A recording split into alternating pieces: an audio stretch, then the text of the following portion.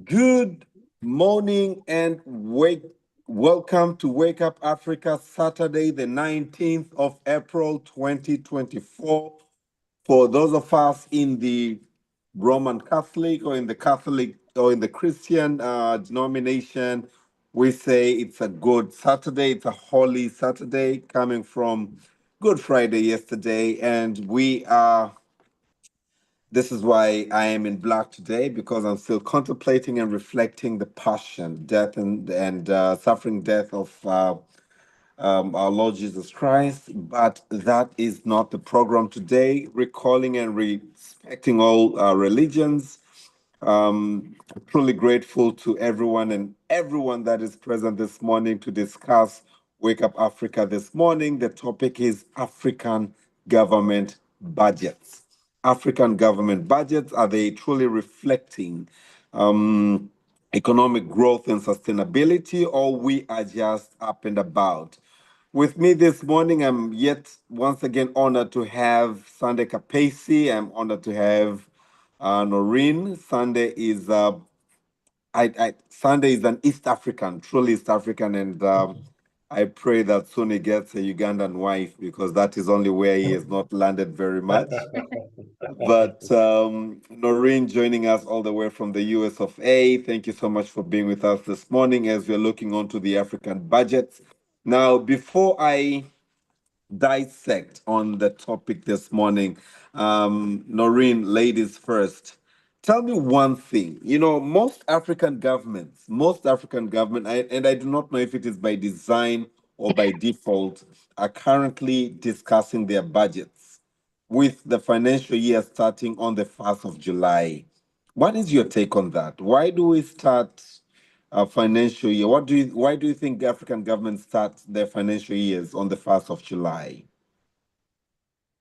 Um, Is it by design? Is it by default? Is it you think it's probably we've inherited it from we've we we have not inherited it, but I would is it a say good it's a practice? built-in custom. It's a built-in custom, as in when you start your beginning of the year. When you start your beginning of the year, you have not anticipated with the African culture. We all know that. We have seen it. Even would start with simplicity at the home grounds. Yeah, like when you start going to school, they've not anticipated like by June how much would have grown, and Hmm. that's the culture that we build into our economy, that we're building to our government growth. That's the culture that we're growing, but in between the year, that's when we know for certain if we put one and two, we'll get a three. Absolutely. Sunday, what's your take on that? Thank you so much, Noreen. Let's speak Sunday. And just so you know, Sunday is also a lawyer. So let's have that I'm an perspective. economist. I hope he knows. I didn't get Noreen. You're a fan of me being a lawyer? Did I mishear that? No, I said I'm an economist. Ah, wonderful, wonderful. Well, I got into law to avoid mathematics, so I'm gonna learn from you.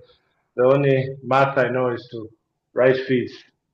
Can you do 2/4? Can you actually integrate 2/4?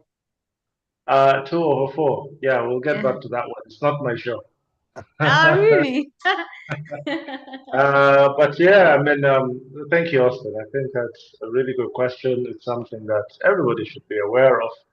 And my contribution is as follows. I do not think African budgets reflect Africa's needs and sustainability. Why is this? Most budgets still reflect donor driven priorities, short term political interests, and weak implementation systems, rather than long term, people centered sustainable development goals. Why do I say this? If you look at most African countries, just look at how much of our budget is going to feed external donors, external debts, just take a look. If I'm not mistaken, most countries are like in 30%, 40% of their gross domestic product. I don't know how sustainable that is. Doesn't matter how many times we get forgiven. We just seem to keep in the red. Um, Look at the challenges we have now with the US cutting down on USAID funding. Uh, we've been shaken. Now, I think that's a good thing because the whole idea of donor aid, I assumed, was to help African countries get their sustainability up so that you get off the aid. But as we know, and I think this is public knowledge, we became more and more dependent, and they didn't really cut off that umbilical cord. So I think it will be interesting to see our budget in the next coming years, especially this first one, when you look at sectors like health, education, political discourse. Many of these things are funded by external donors. And my second or third contribution will be public participation. How involved are the citizenry into discussing and forming and holding governments accountable for the national, provincial budgets, local government budgets? I don't quite know the answer to that. I feel like these are things that are discussed in parliament. Yes, there are representatives, but maybe we need to open up that process a bit more. It will cost more. It may take a bit longer, but at least people feel involved. And lastly, we have poor implementation and corruption. Even good budgets don't translate to services due to procurement inefficiencies, leakages, poor project monitoring. I've been paying attention to the CAG report in Tanzania, right? Now you're seeing a lot of wasted money, and you ask yourself, until this report comes out, don't we have departmental, agency, and different structures of local and national government already picking up these things? And I'm curious, what's going to happen now that the report is out? Are people going to get fired? Are they going to tighten these systems? Are people going to go to jail? Or is it just theatrics? So that's my introduction to the subject. Sorry, there's Thank you no so much, mathematics. Sunday. Absolutely appreciative of your contribution. We are going to come back to that with now. What should we do, Sunday? That will be my next question to you. We've just been joined by my very own dear Alan Subi, joining us all the way from Kampala, Uganda. Alan, good morning and welcome to Wake Up Africa. Morning, Austin. Happy Easter weekend. Happy Easter weekend indeed, Alan Subi. I am in black. I did mention, I do not know why Noreen is also in black. I do not know if she's It's also a dark blue, contemplating but on you Good just can't Friday. see it. It's a dark blue. Yeah. Noreen and I have always had issues with the colors, but it's fine. Alan Subi, thank you for joining this morning. And we're looking onto African governments' budgets, if they're reflective of the economic growth and sustainability. And I hope you're able to hear a bit of Sunday's contribution, speaking about all the challenges that our budgets present. And he cited an example of the Chief Attorney General of Tanzania recently having released his report highlighting all the loopholes, and he wonders why is it that constantly, year in, year out, we have these loopholes and nobody's taking action towards them. What is your take? Do they really reflect growth in economy, and do they show sustainability? And probably, I do not know, maybe you can also speak about the tremors following the Trump's administration in power. Alan Subi, over to you. Thank you, Austin, and a good morning to Sunday and Noreen as well. And Africa. And Africa. Yeah. I listened in on Sunday's submission, but I got in when he was concluding. And you ask if African budgets are reflective of economic growth. the economic growth that we are pursuing. And I honestly think they are. They are because as budgets, they are pieces of paper. When we are planning, we are ambitious, the intentions are good, we do mean well for our economies. So, you see that when it comes to allocations, we are focusing on health and education, we are focusing on infrastructure development, we are very ambitious when it comes to industrialization, to tourism, and all those things that, mean the world to us, really. We do allocate good funds to them. And initially, at budget reading level, you see that different players in the different industries are celebrating. And you wonder, why are they celebrating? I don't know if it's happening elsewhere, but here in Uganda, when when the Minister of Finance is reading the budget, first of all, the room is full. It usually happens at Serena Hotel. And then you see members of parliament, you see ministers celebrating.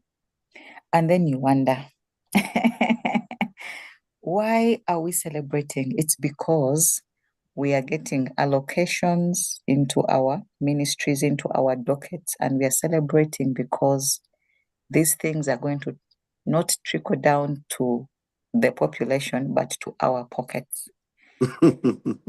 There's a lot of anxiety before budget reading. And we are talking about, are we getting money for this? Alan. Education. Hey.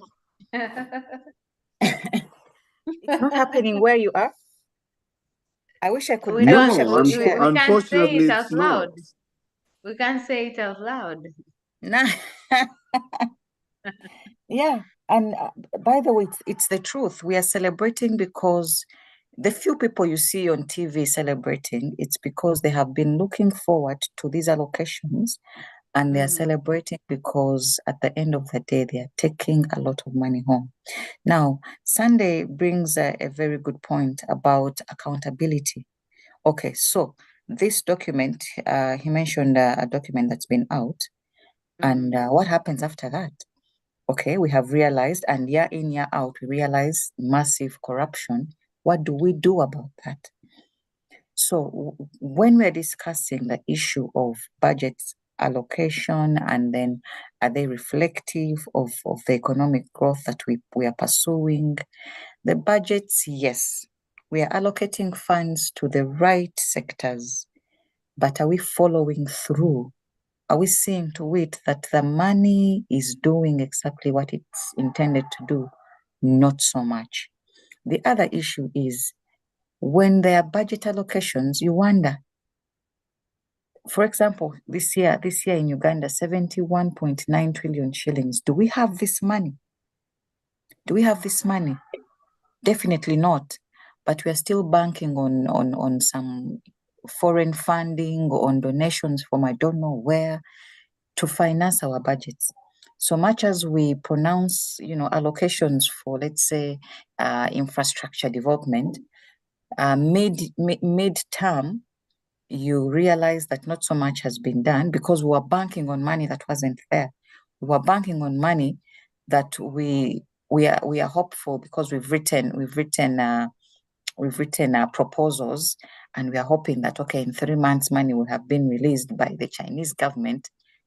Well, we don't know that, but we are going ahead to read budgets and allocate funds that are not there and excite people. That's why, we are thinking in Uganda. Austin, you are laughing about our roads. Our roads in Kampala specifically are doing so badly. And even the new ones that are being constructed out of town, you realize that, first of all, the material is compromised. 1 year into a new road, you find potholes, and you're wondering, but the budget reading stated that we are investing so much in roads. Why isn't it reflecting? But it's because we're banking on some other government to come and work on our roads, and maybe it hasn't come through, or even when it comes through, it's still being hit by corruption. So yeah, I hope that answers the question, Austin.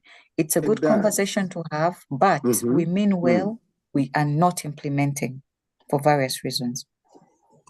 And as you're talking, Alan Subi, I couldn't help but wonder, and if you basically, if you have an information or a clue of what percentage of your budget is really injected into the government. Do you have a clue?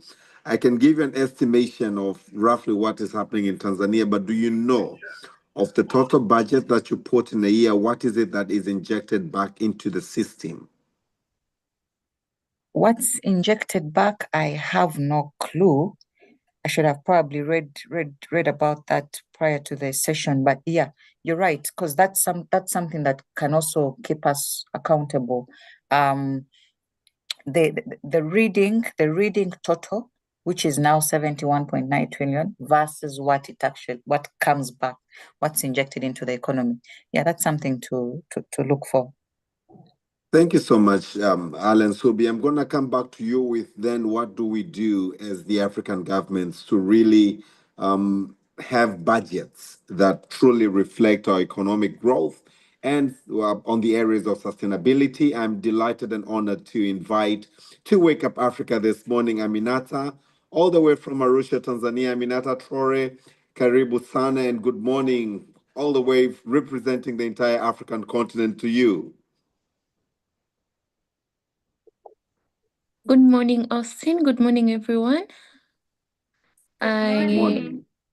I am delighted to be here, and it seems to be a very engaging and powerful conversation. I am still putting my listening ear here before I get to share anything I have to.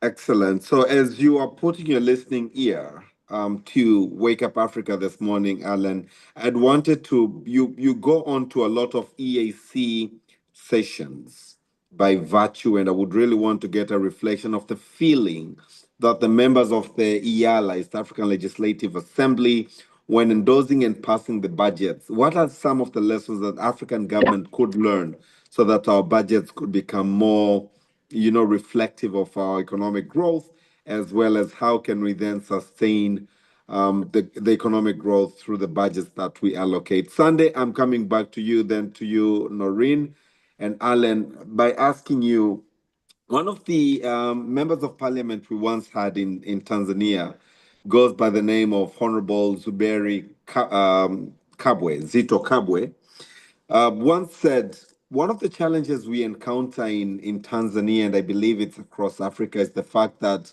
we budget for resources that we do not have. Yeah. Why not budget for the resources that we collect and we know we have at hand? Sunday, what is your take on that statement? Noreen and Alan, I will be looking forward to your input as well.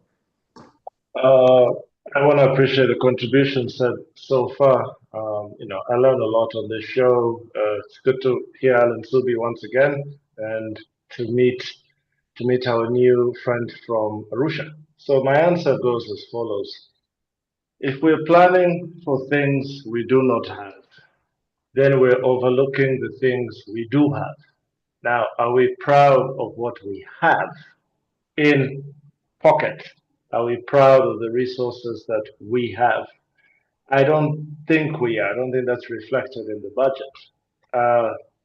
If you look at what Honorable Zito Kabwe was talking about, if you were to compare our budgets this year, last year, which is based on donor funding or projected donor funding versus a real budget based on what we have, I want to believe these numbers would look very, very different. And I don't know if our brothers and sisters in Uganda will be jumping and dancing at a budget that reflects our own money, not external money. And if they were, that would be a moment of pride for me.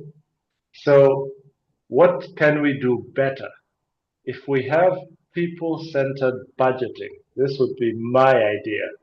This is participatory budgeting at all levels. It's not a bunch of parliamentarians doing the process from start till end.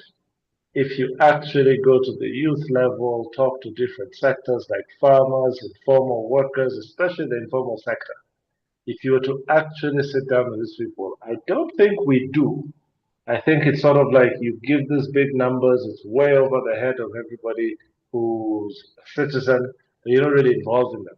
Number two, I know the East African budgets are read on the same day. I think that's what I've seen as a trend. But are they actually aligned when it comes to common development goals like regional infrastructure, regional trade, environmental budgets? Things that if we leveraged together, we would be able to hold each other accountable and actually think bigger. So if the EAC, if EALA, they say they look at things from a regional perspective, but if the leaders actually said, okay, on these particular issues, we're going about it regionally, I think that would hold our budgets more accountable. And lastly, when we talk about investing in sustainability, sustainability is progress. It is continuum. It's continuous. And this is where you're looking at green jobs. You know, you're always hearing about green jobs, green economy, green this, green that. If you actually go on the ground, is it really green? It's not as easy as it sounds on the tongue. And sorry, I just had one more point I was noting down. Fiscal discipline and transparency. If we were to look at Transparency International and how they rank African countries and East African countries compared to other regions, this would be the indicator of how well or unwell we are doing. I think before the CAG report comes in, we should have been having these shocks, one ministry after another, one department after another, to be able to go, okay, we dropped the ball here, and this is what we need to do before the CAG report comes in.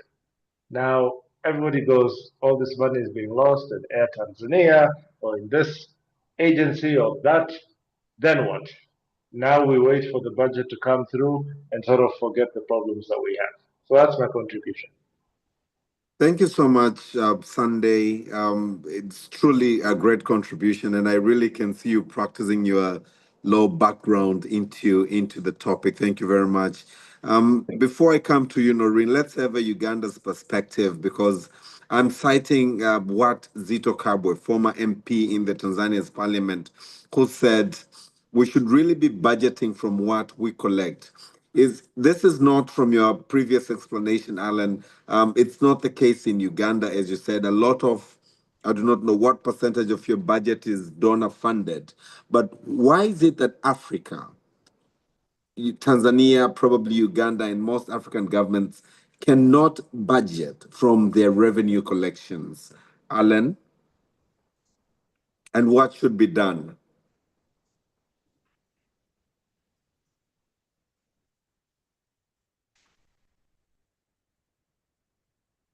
Alan, are you with us? Noreen, maybe you want. Oh, I'm Alan is sorry. back. Yes, go ahead. Sorry, I hadn't unmuted, and I was saying that this culture is not only in government, but if we're to look down, and I'm sorry for bringing this home, but even in our households, even in our personal lives, we seem to be spending more than we earn.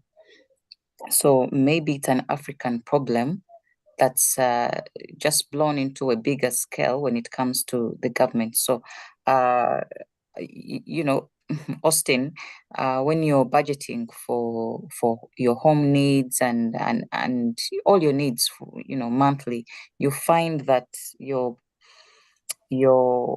in deficit, not so. I'm not sure. You know, one of the lessons my mom taught me is one bread at hand or on hand is better than 1,000 on a tree. Yeah. So I Okay. normally would So start with what do I have, and then go on to how do I split. But this is not the case in most African governments. But please go ahead with your submission, Alan. yes, it's not the case because the example you give is very good.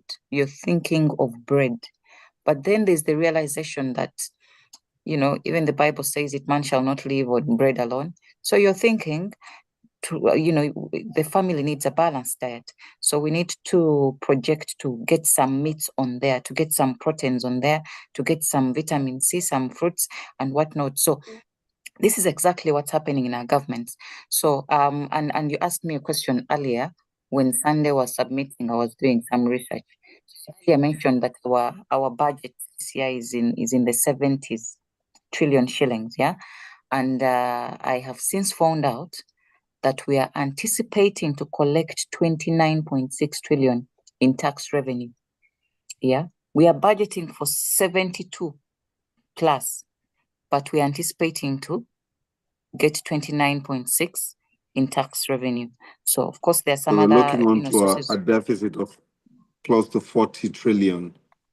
Yeah, and Wow. with that, we are also we already projected it. We are projecting a budget deficit of 5.7%, and then to bridge this gap, the government plans to borrow 8.97 trillion. You understand? We even plan to Yeah. borrow.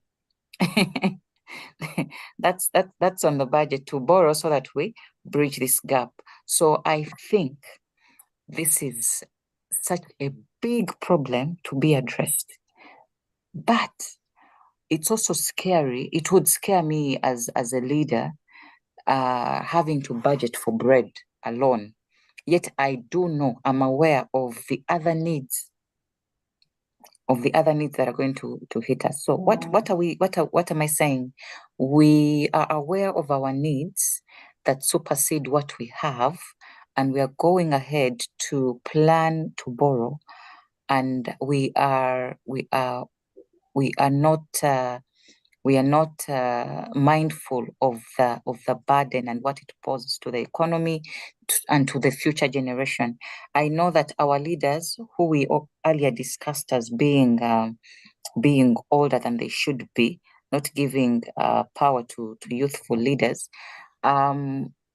I think they're just thinking they will not be here tomorrow, so they don't care about the burden they're leaving behind for the younger generations to take on, because borrowing has become a thing that we even budget for, we plan for, we plan to borrow.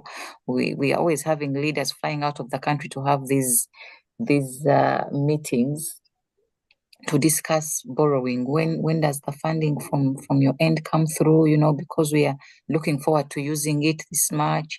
We read the budget in June, but as you can see, we are in a deficit. So please help us. Such things. It's sad. It's a sad reality, Austin. So what should be done, Alan? What should we do? We are collecting 20 trillion. We have the demand of 70 trillion. How do we bridge the gap? I know I did some findings during the weekend as I was researching, and part of what I found, I learned, was growth is driven by factors like mining, construction, and agriculture, but growth rates often fall short of national targets. Sustainability initiatives, including diversifying economies and improving infrastructure, are gaining traction. However, budgets, sustainability face challenges like high expenditure demands. Why do we have high expenditure demands? Maybe let's, as you're reflecting on that, let's have a take from Noreen, and then Aminat, I'll come to you. Noreen, why do we have, like what just Alan was giving as an example, from household level, when we're planning for household budgets, we go beyond what we have in planning. Why do we have high expenditure demands? Is it trendy? Who are we trying to impress? It's not about impression, Austin. It's about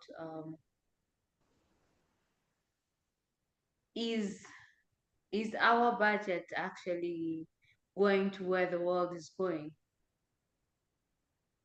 Or do we make our budget look like it's going where the world is going? Can I call that an impression? Because I want to have an iPhone because you have an iPhone, but I cannot afford an iPhone. I want to go where the world is going, but I can't afford that pace. When you're looking onto most Africa's Because when we say economies, about Noreen. affordability, when we say about affordability, if we go back into our resources and what we have, if we were really realistic, what we have can afford more than what we can get from the world. Are we comparing Africa's economies, which are 56 years old, to 270 years independent nations, 500 years China, No, old we're in not. the, yeah, No, go we're not. ahead. We're saying what we have. I'm bringing you on the table. You have Tanzanite on the table, right? And I I have don't. gold. I You don't have Tanzanite. It's down in the oh, soil. okay, fine. Okay. Okay, yeah, the door next to you. The guy can afford the Tanzanite, yeah? He has a Tanzanite on the table. But you can afford gold. What's more expensive? Gold, Tanzanite. Gold is more expensive. No, I Tanzanite want to is more believe. expensive. Tanzanite is more expensive, okay? Yes. Now you didn't know that. That's what's happening. But again, can we really take pride of minerals that we've not explored? Why then do you think we have high expenditure demands? I'm not still getting the response to that. Yes, we have Tanzanite, probably we haven't started exploring, but does a country like Tanzania, which I'm totally honored to be a citizen of, really take pride of the minerals that we've not started exploring, to saying that we are rich, we can finance our budgets? Do we know? Do we know Yeah, do we know? that? Do we know? There. Okay. So when I was in university, we have a few questions that we were asked. Do you know? No. Can you know? Do you wanna know? So those are the kind of questions that actually build up to how, where, when, who, what. That's what builds up to an actual plan to what we want to do. Okay, so we have the minerals, we have the Tanzanite, which is actually more precious than the gold. But who are we selling the gold to? At what price? When?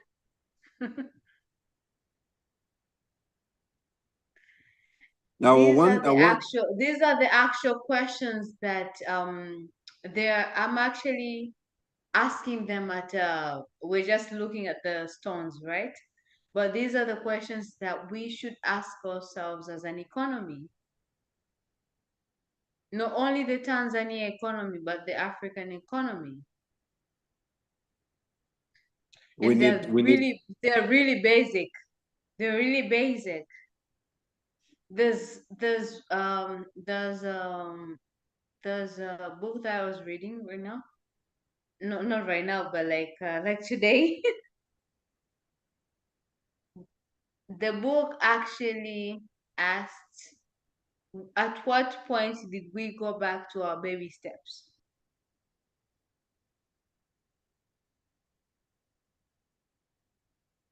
Mhm. When did you go to how did I walk?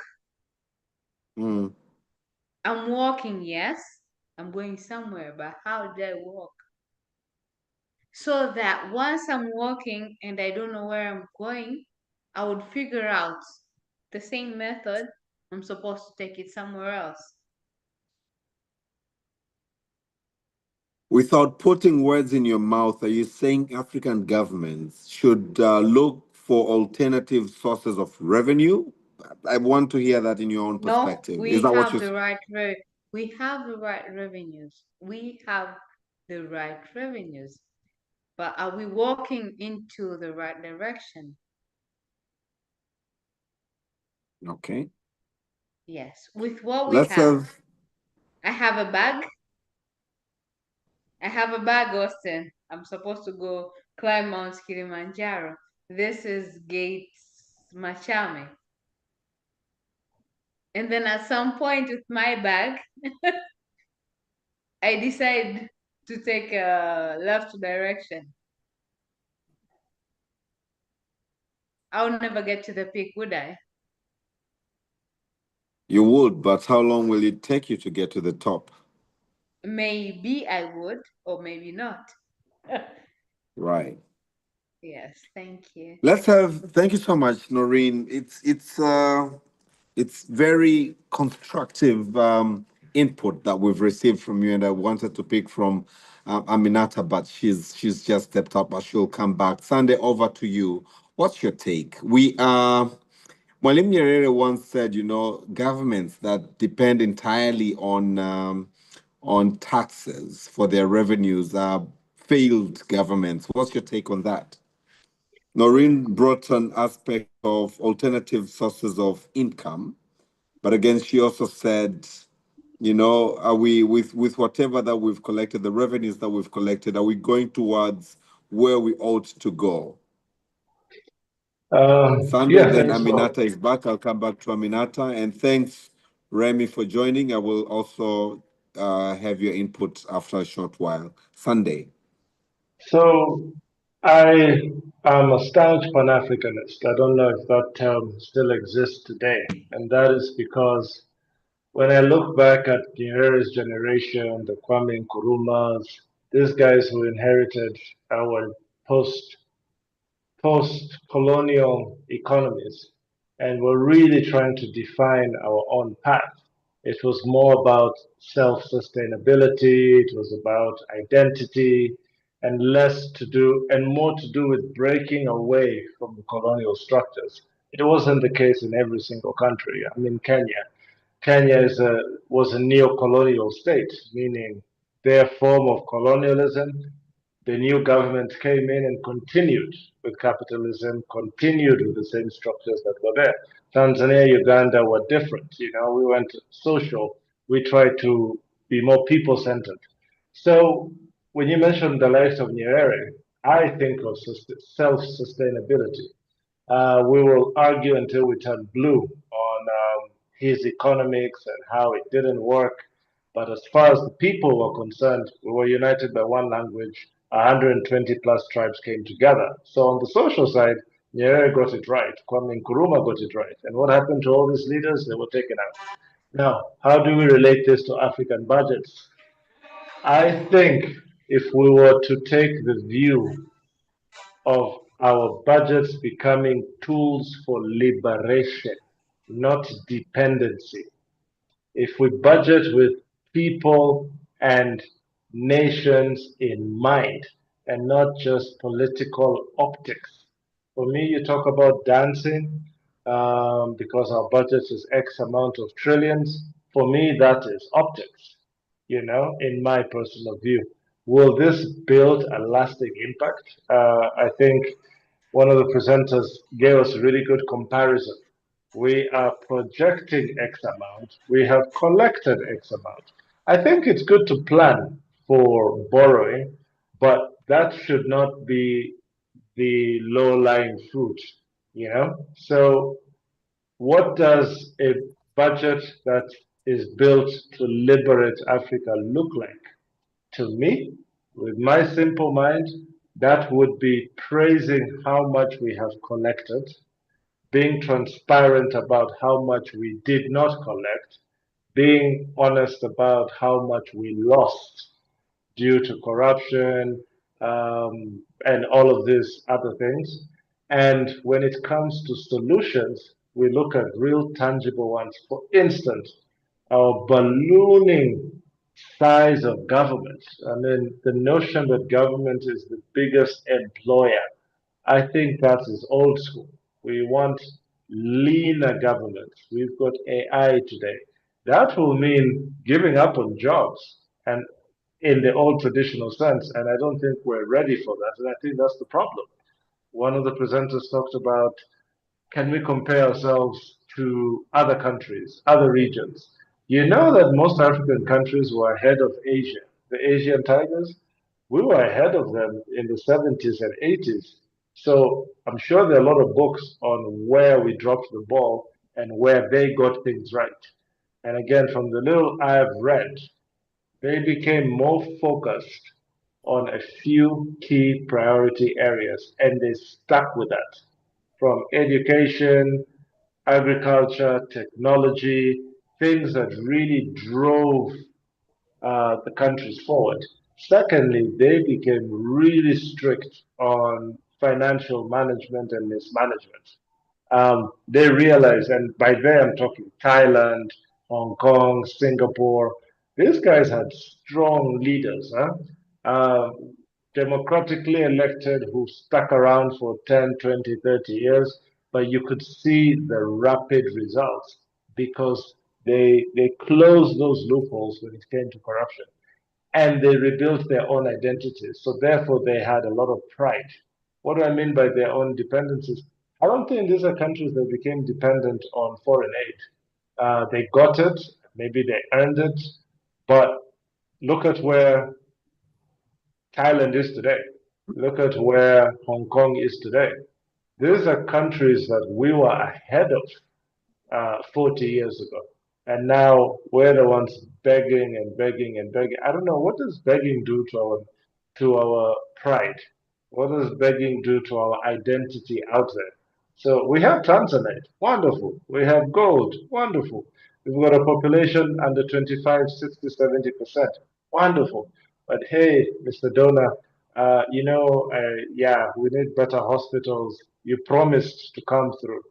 So for me, I know it is hard on sectors that the US government and the EU are revisiting this model that kept us chained.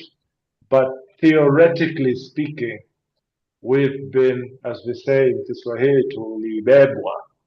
Now it's time to drop that child and say, okay, kazana.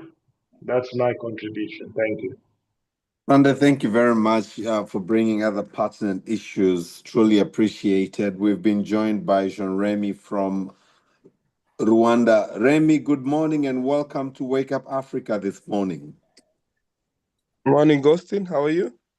Very well, thank you. And yourself? I'm all right, thank you. How is Easter unfolding in Rwanda?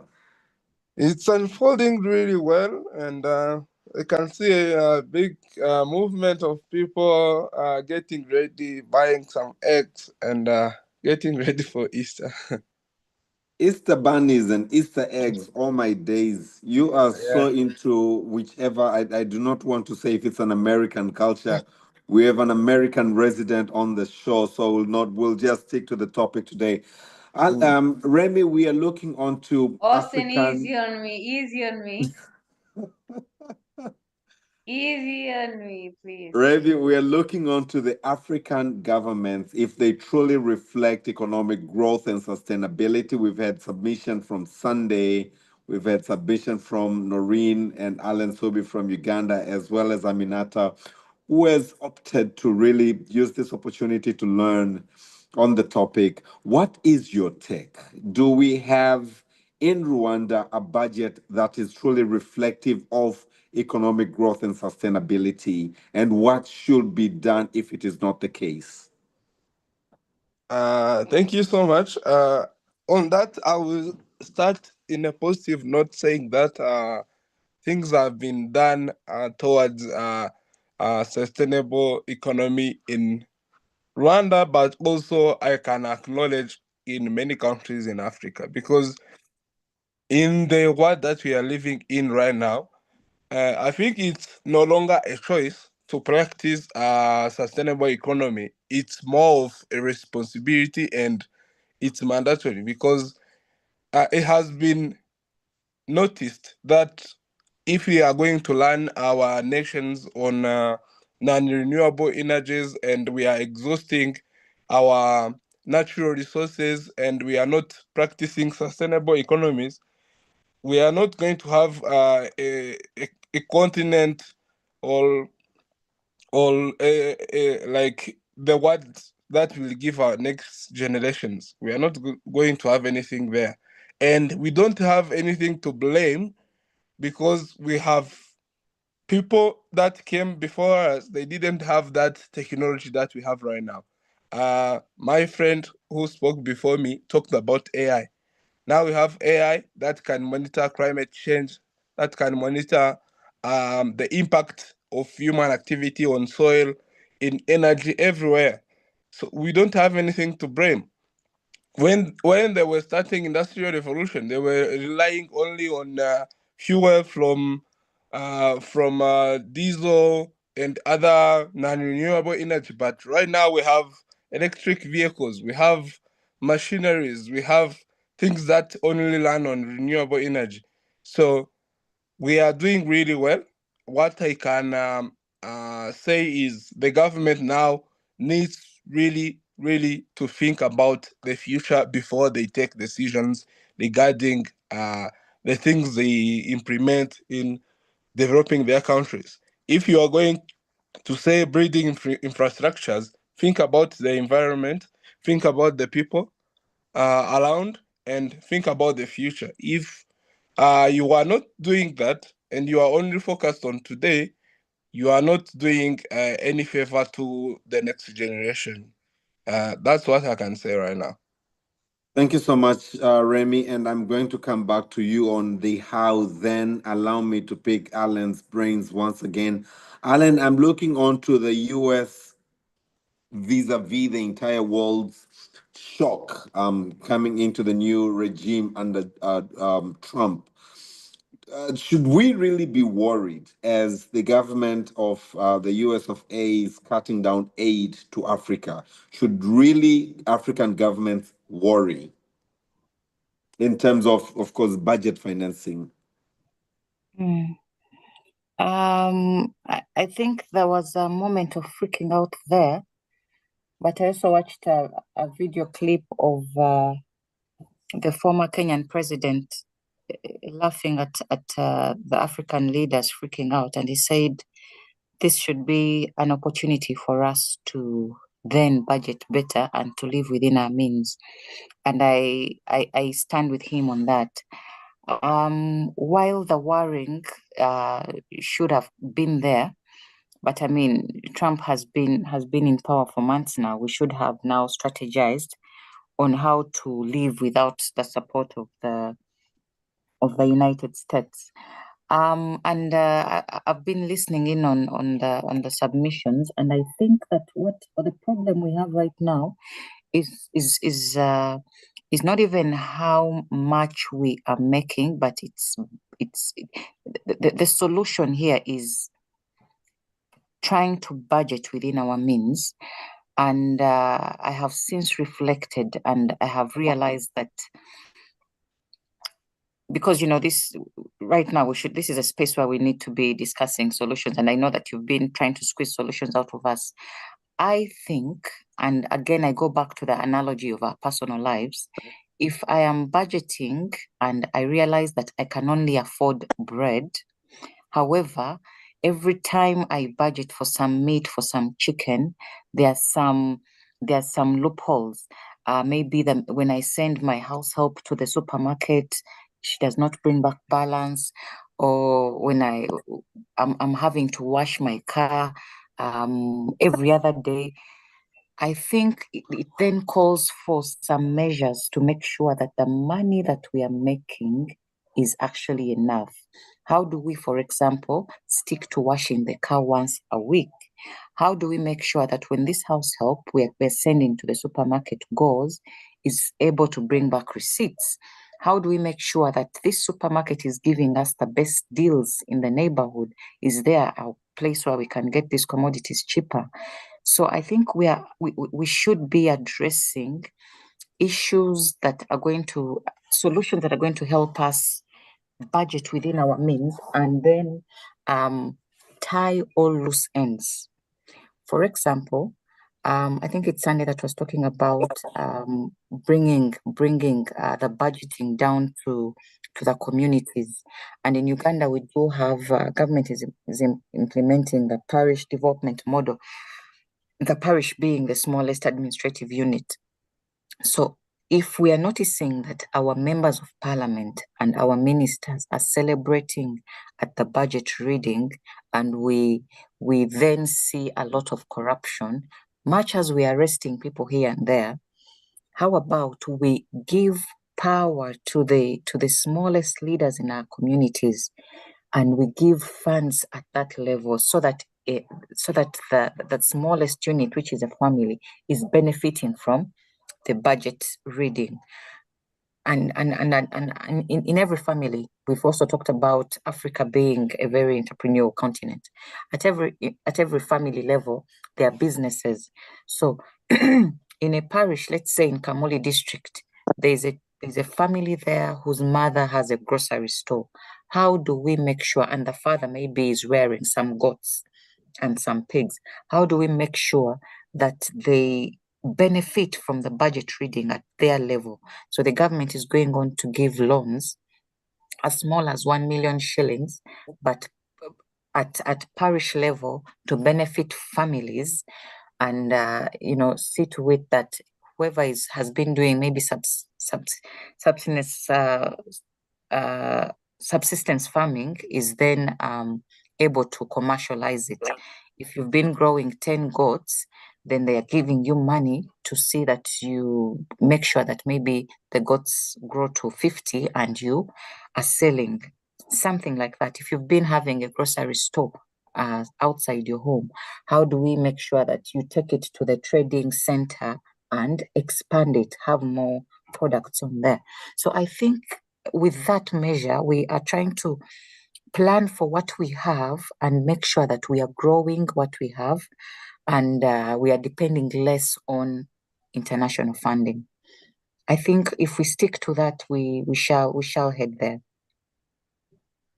Thank you so much, Alan Subi, for that submission. Truly, we need to see or look onto the economy in its totality. When we are looking onto, and this is where the case is. I think also Sunday brought it up that we celebrate budgets, but looking on to now the reflection of that budget into the household, up to the level of the household, it's not a reality. Sunday, what should we do then? What should African governments do in terms of ensuring that we have alternative sources of revenue, but again, we ensure that what we collect is what we consume and not go beyond our collection? I learned a lot from this platform, and I wanted to thank Alan Subi. I don't know what you do as a profession, but I'd love to recommend you get into political commentary. You'd get me up early in the morning, so kudos to you and everybody else in this group.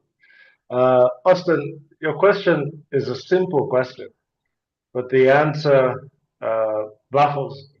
Why do I say that? I mean, Tanzania has been independent since what, 1961? It's a relatively short period compared to some of these other countries. I think Brazil's democracy is older than 200 years old, So it's comparing someone in kindergarten to someone who has 2 PhDs. It's good to aspire, but then I think it was somebody else who mentioned here, do we know where we're going?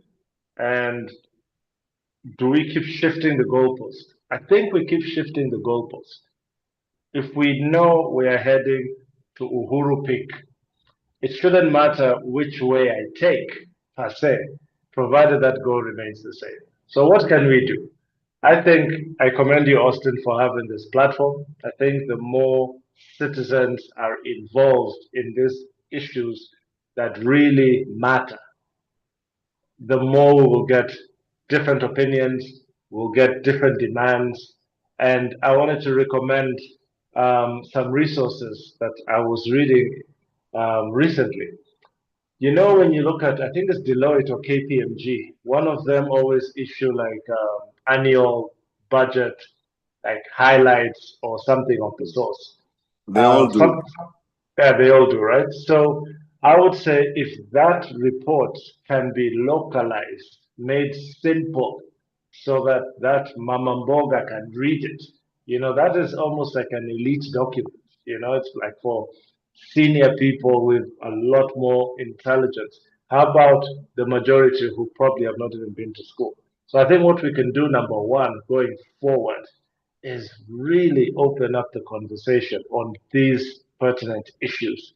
Number two, I think to know where you're going, you should know where you're coming from.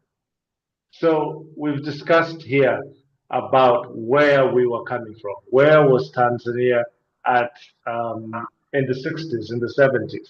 I think we are rushing forward without really doing a deep dive on where we're coming from. So, for instance, if we put a historical context, and this is, to me, speaking to what we can do better, let's look back.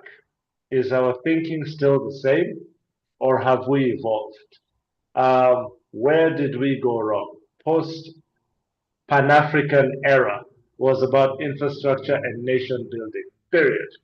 We have uncles and aunties who went to Russia to study medicine. We had teachers from Tanzania being sent to SADC countries. Are we still doing the same things we were doing 60 years ago? And which ones should we drop? Where should we have a big shift? We keep talking agriculture, agriculture. It's mostly subsistent. My brother from Rwanda was talking about AI and how these tools are revolutionizing agriculture. I know in Rwanda there's a company called Zipline that uses drones to deliver critical medication to remote areas. Do we have that program in Tanzania? Should we have that program in Tanzania?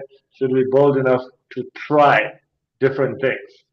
I also think when we look at our challenges, limited revenue base, dependency on our former colonial masters, inadequate data, we flip that around, then we have solutions. How do you increase your tax base? You know what's happening in Europe and America?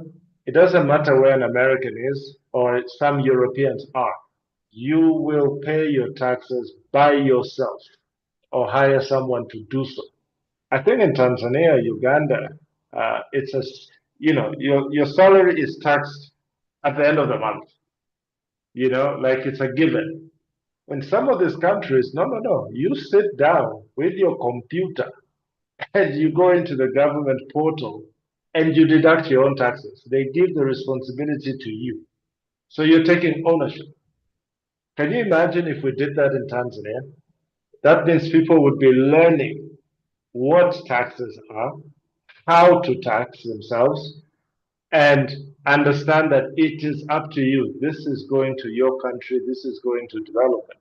Why aren't we implementing such structures? It may mean shrinking the revenue authority agency and using more technology, but then you put the power into the people, and that's a complete mind shift.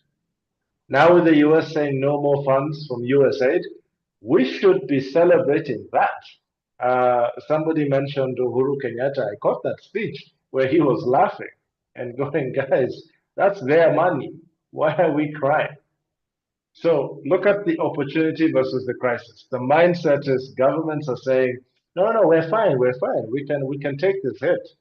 Okay, let's see if that's really going to happen with these new budgets that are coming. Because the truth is there's a deficit now. Whatever projections they had, they're now scrambling to fill that deficit. And data. I mean, I'm a lawyer. You cannot make any submission without reading multiple things. Now, are our budgets data driven? I believe so. So therefore, implementation should be data driven as well. We should have monitoring, evaluating, counter monitoring, external monitoring. I think we have this theoretically, but not practically speaking.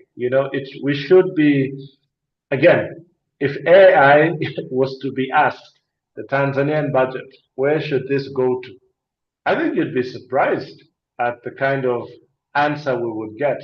But if you're relying on old school thinking for new ideas, then this old school thinking better be revolutionary.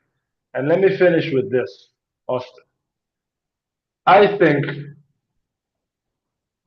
what we need to do is really look at the Asian model. What did these guys do the last 40 years that we kind of fell asleep on the wheel? What did they do? I know from my own reading that they reprioritized their long term and their short term goals. By long term, they didn't think 10 years.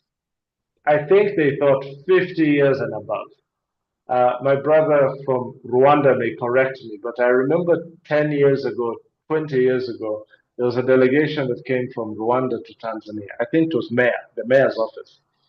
While we were talking about our 10-year budget, they were presenting a 50-year budget, the city of Kigali.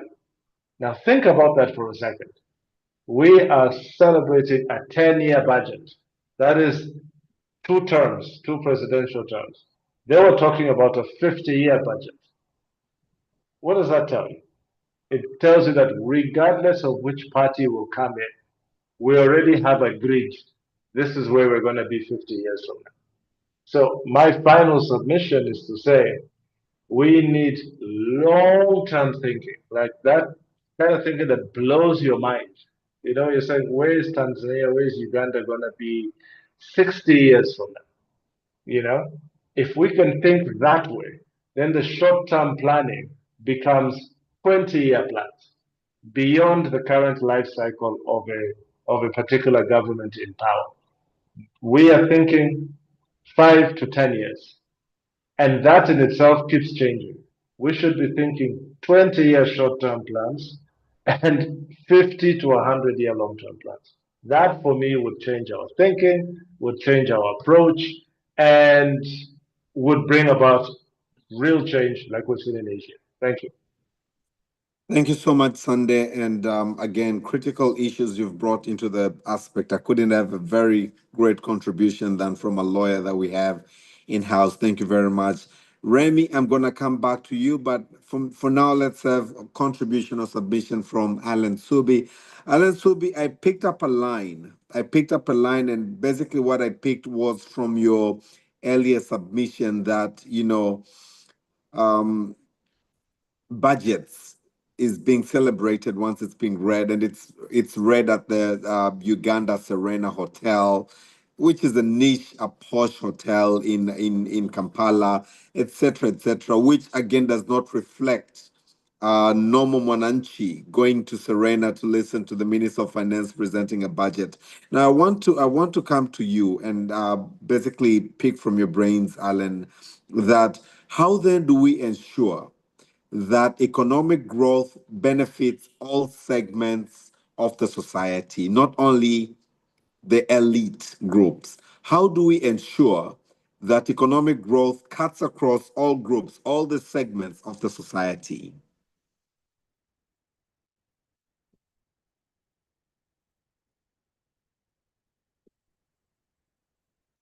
Alan, are you with us?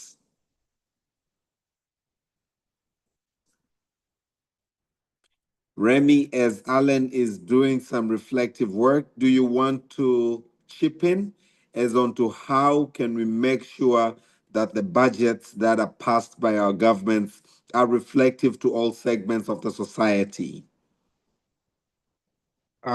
Thank you so much. As we are talking about sustainability, and I want to say that when our governments are thinking about what should we do as a government to have growth and development in our countries, they should involve scientists, innovators, youth in creating sustainable solutions, because in that way they will have a balanced nation with a bunch of ideas that are more efficient, more people oriented, and more future oriented. And in that way, when they are also implementing and implementing the budget that's already planned, there should be also responsible people who will hold accountable the leaders that we have about how our budget is being used. For instance, in Rwanda, we have a commission in Rwandan Parliament where members of Parliament are dedicated in overseeing all the government institutions about how they use the government funding in their activities. And once in every quarter, I think they have a hearing where people come to defend what they have been doing in their budget. And we have really seen impacts there because people are being held accountable with the things they have done, things that even happened before they got into power. Because when you are in power, you have to figure out how things have been going, what was going wrong, and you have to report about that. Otherwise, we will not have an efficient nation. But I think we are doing good. I think other nations are doing well, even though maybe we might not like acknowledge that. But I saw how many infrastructures are going down in Tanzania, roads, bridges. It's really good. It's going somewhere. We have train. So I think our nations are growing bigger and bigger. In Rwanda, we now have like electric buses that runs 100% on electric energy. They come from Kenya. It's a company called Kabisa. So it's really going well, I must say. And what we need is more of innovative ideas on how we should achieve growth and development, but having in mind that we have to think of sustainable ways of doing that. Thank you. Thank you so much. And I'm happy that you've mentioned electric buses coming from Kenya and not from China or from the US of A, part of the discussion we had recently. Just checking again if Alan is with us onto the show and if you have any submission as on to how could we have a budget that is cutting across all the sectors or the segments of the economy. Alan, are you ready for submitting? I'll come back to Alan. I'm here. Sunday, yeah, she's here. Okay, Alan, please go ahead. I think a lot of work has gone into identifying high priority sectors. And for us here in Uganda, it's been, of course, agriculture, it's been education and health. So the research that has informed those as high priority has happened. And indeed, the government is also allocating funds to industrialization, to infrastructure. And I think in that regard, we've done well. We have recently also caught on to the oil, and then included not only roads in the infrastructure, but also, industries and whatnot. We have a lot more industrial parks right now, and not just in the city center, but even out of town. Government has invested in industrial parks. So I think when it comes to the budget allocations, we are not where we used to be. We are doing well. So now what remains is to follow through. First of all, plan for only what we have, and also plan for, be more disaster prepared. In sectors like agriculture, are we planning for climate change? Are we planning for value addition? We've also spoken into this on this platform, so that it's not just the budgeting, the same old budgeting year in, year out, but what more are we bringing to the table when it comes to, let's say, agriculture? Are we planning to export more and more raw materials, or are we investing in value addition so that we are exporting finished goods? I think when we stick to this path, we're going to grow our revenues, and we shall soon have more to budget for. Thank you so much, Alan, for your submission. And totally, I really want to again pick from you probably on when you come to the wrap up of the show. If you think that Africa is on a positive trajectory towards economic sustainability, growth and sustainability. I would really want to once again pick that from you from your previous submission.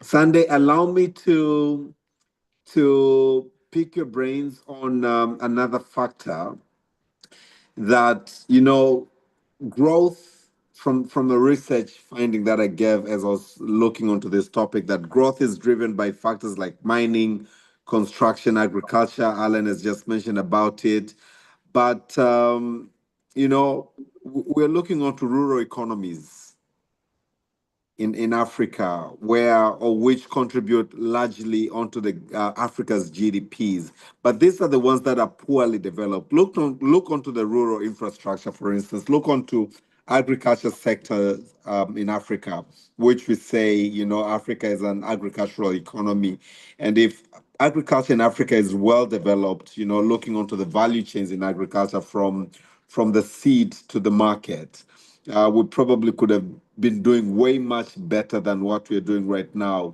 Now, my question still remains, how do we then ensure that your grandmother, my grandmother, uncles and aunties in rural Tanzania, in rural Uganda, in rural Rwanda, in rural African settings really benefit onto the budgets, considering that agriculture is the one that contributes by far and by large the GDP. But again, it's not going back down to them. If you look onto how destitute they are, look onto the roads, look onto issues like electricity, rural electrification, which is a challenge in Africa, etc., etc. How then can we ensure that we sustain our rural settings so that they're able to produce more and grow more Africa's economies? Thank you for the question. Before we get to the why, let me qualify with the following.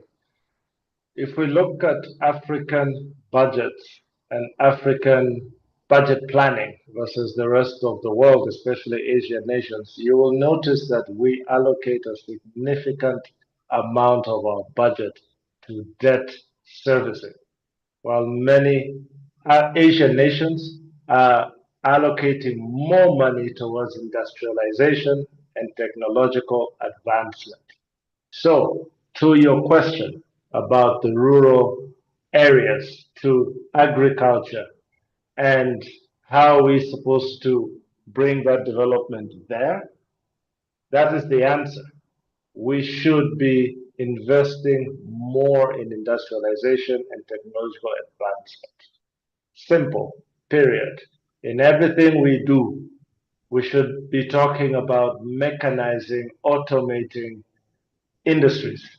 You go to, I worked in transport infrastructure development for about 7 years. What does that mean? The company I worked for, we built ports, railways, and pipelines. We managed those infrastructures as well. If you go to the port of Rotterdam, that port is, is controlled by AI and computer systems, by people who are kilometers away. So you have less people on the ground in the port. All of that is all automated, which means higher efficiencies, higher turnarounds.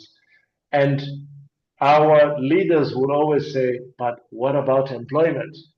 This is where you go towards technology now and say, well, educate your people, let them become more self-employed rather than you're offering them employment. So for the rural areas, let me tell you, one of the best inventions that targeted the informal sector, I think in the last 50 years, was M-Pesa. Austin, I'm in Nairobi. When I enter a Daladala, I'm not paying cash. I'm paying using M-Pesa. That means in the matatu, all you have is the driver and the conductor. And the conductor's job is just come in, have you paid? Everybody's paying using M-Pesa. It was not so long ago, and right now in our rural areas, people are still banking money under their mattresses. People are going into public transport with bags of cash.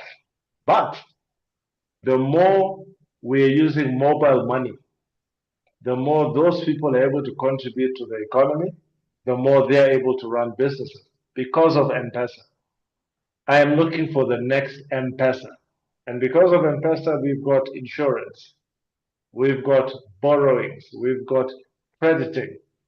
And all of a sudden, this 70% that were left out are now being brought in. So the answer for me is financial inclusion. It is really having those people at the heart of it, but going about things creatively. I talked about that company in Rwanda that delivers critical medicine using drones. That's because you don't have roads going up to these rural areas. So let's drone some life-changing medication out there. I think if we're to be honest with each other, I don't think our villagers have changed so much. Yes, they may have electricity. Do they have adequate water? Yes, they may have buildings that look like schools. But why don't we then think of remote learning? You know, those people right in the heart of any village who have to walk kilometers to a school. I think we should have, this is where maybe Elon Musk's um, internet providing balloon thing, whatever they call it, comes into place. Because I would think if that villager has access to a PowerPoint presentation and those teachers are in Dar es Salaam, that changes the whole landscape. People are getting education. You just have one or two facilitators on the ground, and people are getting schooling. They're submitting their exams. Like my mind is on, we should be skipping the industrial revolution and going into the technological revolution, which we're probably seeing just in cities. So I humbly submit that we should have a radical shift in our thinking and start thinking 50 to 100 years from now. But as far as the rural areas are concerned, bring technology there and see how radically we can change how we think and people's ideas of innovation. Because innovation is to evolve, it is not to go backwards. So yeah, I think if we have an M-Pesa mindset, you know, you look at Nala and what Benjamin Fernandez is doing, I think we should also be celebrating our wins for sure. I know we've just been criticizing, but we should celebrate our wins. If someone that young can expand that fast and be a global icon, then I think people in the village need to hear more about him than Trump. And you go, that's one of us. If he can do it, why can't we do it? So that ripple effect is also necessary. Where are our heroes? Are we complimenting them? We still talk about Kwame Nkrumah today. We should be talking about the Benjamin Fernandez as well. Thank you. Thank you very much, Sunday. Absolutely. We need to celebrate our heroes. We need to celebrate our minds, the ones that are coming. We really need to be up in speed with what is transpiring today. Alan, as we wind up Wake Up Africa this morning, do you think with what is transpiring in Africa, are we on the positive trajectory towards making and enforcing budgets that are reflective of our economic growth and sustainability?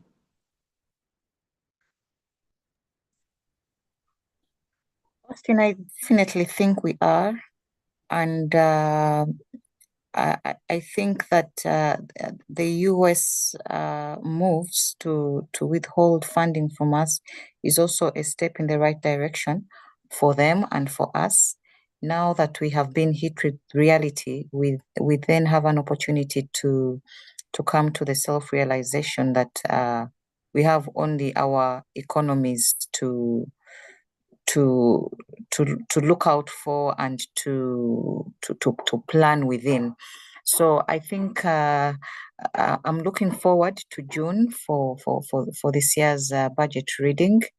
I know that we're also making friends with other countries who we may have mutual interests with for additional funding of our budgets. But I'm glad that at least one source of external funding is off, and reality has hit us. And I think this is going to also make us better planners. I know that corruption is being dealt with. I know that there's a lot of investment going into industrialization, going into value addition in agriculture. I know that the crude pipeline is also being funded. So I think measures are being put in place to safeguard our budgeting processes, and we are on a positive trajectory. We need to stick on it. I'm positive. Excellent. It's really very good to be positive, because being positive also means that you are setting your own parameters of ensuring accountability. And this is what brings now on to my next take from Remy. Remy, you did explain earlier on your submission how Rwanda has been able to really make the government accountable. Do you think with that, other African governments should learn from Rwanda to being accountable, especially in budget setting, so that we really take Africa's economy up and we can sustain it? Over to you, as you will also give us your parting remark. Absolutely, Austin. I think that all the governments should do that, because at the end of the day, we are whining about like lack of enough budget, and now we end up asking for grants and donors from all over the world.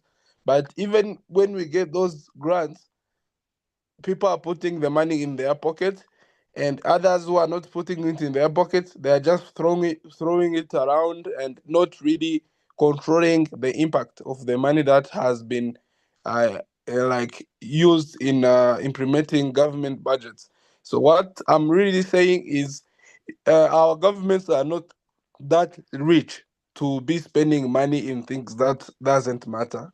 We have limited resources. Let's use them for the better, for the good, and let's find more ways of sustainable partnerships. We are no longer in the age of colonialism. We are in the age of partnership and win-win situations. So if you are going to invite any Western countries or Asian countries in your country, think about what they are bringing on the table and what they are taking. Because if they are only taking things, we are not going to go anywhere. We are going to go back where we were in last 100 years, last 200 years ago. So we have to think about the future and think about it now, and think about in what ways we should do that. And as we have been discussing, the best way is proper planning. And as one of my colleagues said, you can't have like a country that has a vision of 5 years. That's not a vision. That's like, is it a goal? Something like, yes, it's a goal. It's not a vision of the country. If you are thinking about the country, think about 100 years from now. Think about 50 years from now. What will happen then? And what am I doing right now to impact that future? In Rwanda now we have Innovation City. We have built like 4 universities. There we have many innovative solutions in that Innovation City, and there are infrastructure ready for innovative ideas that might not come this year, maybe next year, but maybe 10 years to come. But when those ideas come, they will find a place ready to welcome them. In Kenya, I think there is a financial district there. I saw it on YouTube about it. It's a big, big, big town with a lot of infrastructures prepared, which is ready to welcome any person, any institution who have innovative ideas on how to make Kenya better. And that should be applied in all other East African countries, all over. Because if we think about infrastructures in that way, now we know things are going somewhere. In Rwanda, now we are like construction. When you are going to build a house, you consult the government. You ask, what is the plan for this land? Oh, that land is for commercial buildings. That land is for public infrastructures like schools, hospitals, and everything else. And if you are not capable of building that infrastructure in that area, you are compensated and you are allocated to the other land that is maybe designated for residential. In that way, you can see after 50 years, people will have structured construction, will have sustainable construction. But you have to think about that right now. If you don't think about it now, after 50 years, people will have built in chaos and you will not find a way to put those plans in place. But if you plan about it now, it will be better in the near future. And that's what I think should happen. So my take is to encourage everyone on this call and everyone who is hearing us, whether you are an employee in a company, whether you are an entrepreneur, whether you are a student in university or high school thinking about what am I going to do in the near future. Think about sustainable solutions that will make our Africa better in the future, and think about what should I be doing right now that will impact that, because we are talking about things we should be doing. We are not no longer talking about planning. We are doing what we think is the best. Thank you so much, Austin. Thank you, thank you very much, Jean Remy, all the way from Rwanda. We are totally honored with your submission and your contribution towards this. We are no longer speaking about planning. Plans are set, let's execute. Sunday Kapesi, what is your parting remark? Thank you very much, Austin. My parting remark would be, this is a great panel, 5, 6 young, vibrant, driven Africans. I think my parting remark is a challenge to you. How is this platform going to reach those in the village, going to reach those in parliament, going to reach the diaspora all over the place? If I may give you a hint, I don't know if this is being recorded, and if you have plans to do so, I think that would be a multiplier effect. You know, this may provoke other people to do what you're doing. This may provoke people who are not bankers, not politicians, average mwananchi, so to speak, to start debating. I don't, or discussing. I think this is the first such platform that I'm being a part of, and I'm grateful for the invitation. And I think it's interesting. Here I am, 43 years old, studying addiction in Nairobi. But my good friend Austin tells me, hey, I've got this Africa Rising event every Saturday, Karibu. And I said, let me check it out. And then I meet all these amazing people across the region who have very credible thoughts and experiences. And it tells me this is what we need. We need normal people with extraordinary ideas and having a place to share them rather than rely on KPMG to do their thing, rely on whoever, you know. I'm about open. I'm an open person. I like to learn from different people. I love platforms where I'm encouraged to share my views. Yes, I'm a lawyer, but I'm also a citizen. I'm also a proud African. So my part in short is this should be recorded, and it should be shared on social media with the view of somebody somewhere will watch and listen to this. It could be in government, it could be the next billionaire, but there's such good ideas here. It shouldn't just stay with the 6 of us. Thank you. Thank you so much, Sunday. And basically, to respond to your question, is this is live as I'm talking to you. It's live on YouTube, and as soon as we finish the call, it is out. So you can go onto YouTube and go to Wake Up Africa Live Remember to like, subscribe, copy the link, and share across. And this is how we're going to spread the word across. But thank you so much, Sunday, always for making time to be here with Wake Up Africa as we rewrite Africa's narrative. Sunday, you will agree with me how the world looks at Africa is like a dead continent, war-torn continent, all black stuff, all that weird stuff, and they have no clue of how beautiful Mama Africa is. And this is one of the objectives of Wake Up Africa. We really want to show that yes, Africa is not how you see it, but of course, yes, we have minds like Sandeka Kapesi's mind, Remy's, Alan Subi, Noreen, Aminata Traore. We have um,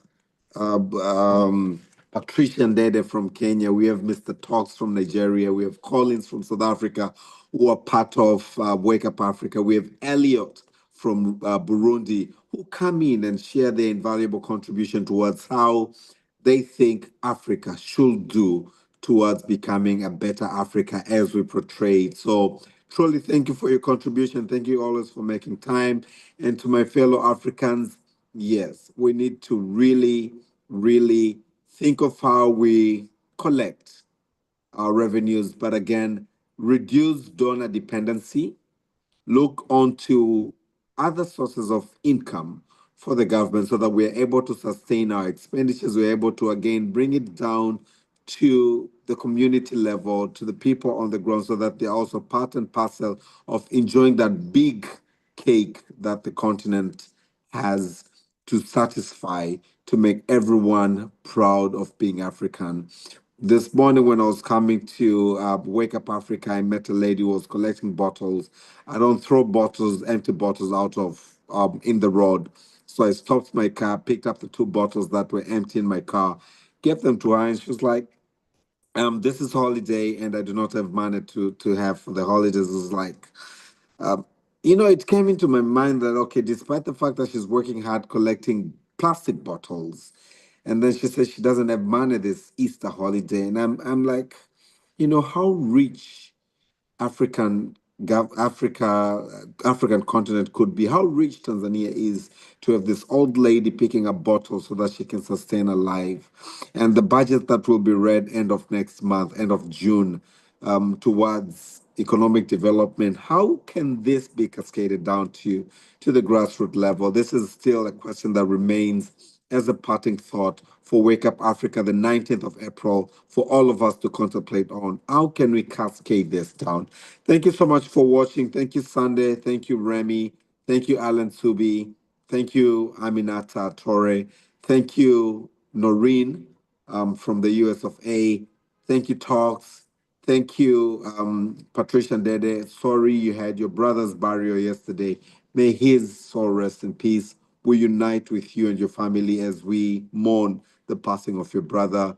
Thank you, everyone, for watching Wake Up Africa. Up until next time, I'm again grateful for Mrs. Makani and my dear friend Jolene for being with us as silent viewers of Wake Up Africa. But let's pass the word around, as Sandra said, so that everyone benefits from this program. Up until next Saturday, I'm your host, Austin Makani. Thank you for watching, and happy Easter holidays. Thank you so much.